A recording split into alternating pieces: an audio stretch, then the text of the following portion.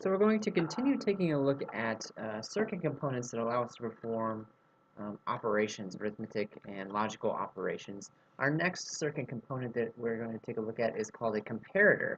What a comparator allows us to do is insert two binary values, and then it will output whether those binary values are greater than, less than, or equal to one another. Here is the block diagram for a comparator. You see that I put in two binary values, right?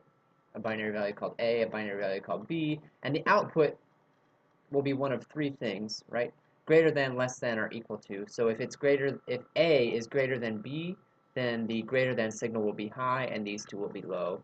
If A is less than B, then the less than signal will be high, and if they are equivalent, then the equals signal will be high. So in this particular example that we see here, we can tell that B is actually greater than A, or I guess the more appropriate way of saying it would be that A is less than B, and so I would expect that this less than signal would be high in this particular case.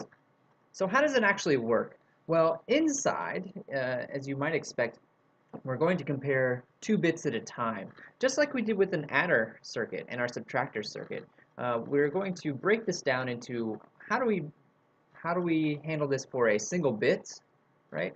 And then extend that out to apply to multiple bits. So I have 4 bits here, but I'm going to break that down into a series of single bit comparisons that are going to take place. So here's what the internals of my 4-bit comparator actually look like.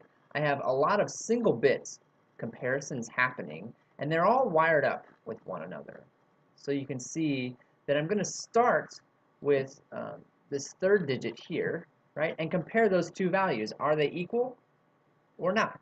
I can tell, are they greater than or are they less than, whatever the case may be, and then the appropriate output will come out, right?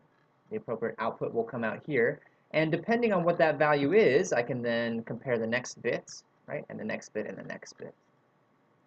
Now, the way that this actually works is we're going to assume that the values are equal until proven otherwise. So we're always going to assume that the values are equal and try to prove that they aren't in fact equal, that one is greater than the other, or that one is less than the other one. Once we've proven that A is greater than B or A is less than B, that cannot possibly change, right? It cannot possibly go from being greater than to less than unless the input values themselves change, right?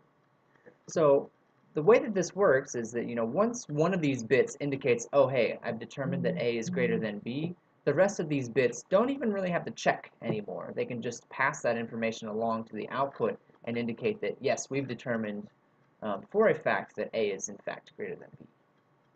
So the question then becomes, what do these individual comparators look like, these single-bit comparators? What's going on inside of there?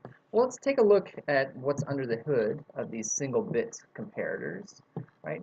Here's our inputs, A and B. Here's the inputs from our neighbors, right?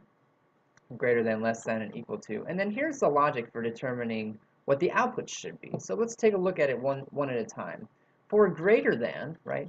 If my neighbor is telling me that I'm greater than, we can see that this OR gate will be active, so it doesn't really matter what else is happening. If my neighbor tells me that it's less than, again, this OR gate will be active, so it doesn't really matter what else is going on.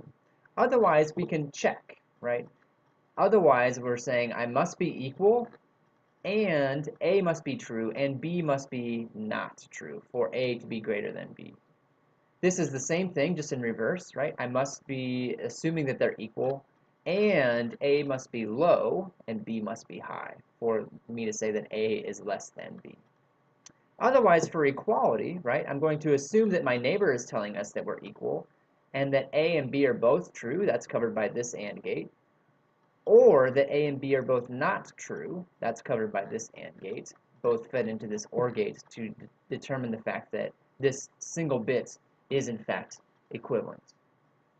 So this is how a single bit comparator works, and then much like the carry ripple adder that we saw, much like the subtractor that we saw as well, we can construct comparators for larger binary values by simply stringing a bunch of these single bit components together.